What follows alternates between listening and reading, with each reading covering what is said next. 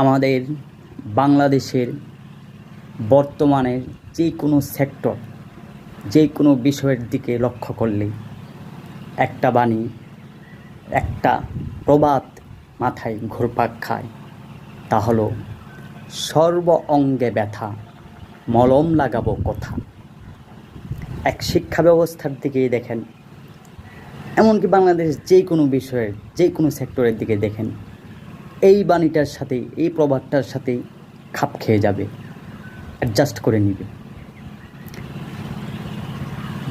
মালদ্বীপ, শ্রীলঙ্কা, নেপাল, ভুটান, ভারত, পাকিস্তান, এই দক্ষিণ এশিয়ার 6টা দেশ।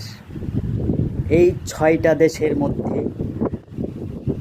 প্রাথমিক শিক্ষা, মাধ্যমিক শিক্ষা, উচ্চ মাধ্যমিক শিক্ষা, প্রত্যেকটা দিক থেকেই বাংলাদেশের শিক্ষা ব্যবস্থার যেই শিক্ষকদের মান, টিচারদের যেই স্কিল, যেই দক্ষতা, যেই অভিজ্ঞতা, যেই ট্রেনিং থাকার কথা, তার কিছুই নেই।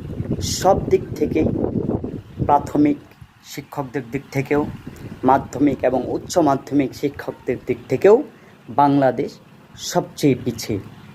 বাংলাদেশের শিক্ষা ব্যবস্থার উন্নত করা, শিক্ষকদের পর্যাপ্ত ট্রেনিং, পর্যাপ্ত সুযোগ সুবিধা, ভাতা, বেতন, সুযোগ সুবিধা, সম্মান সব কিছু বৃদ্ধি করা, এই দিকে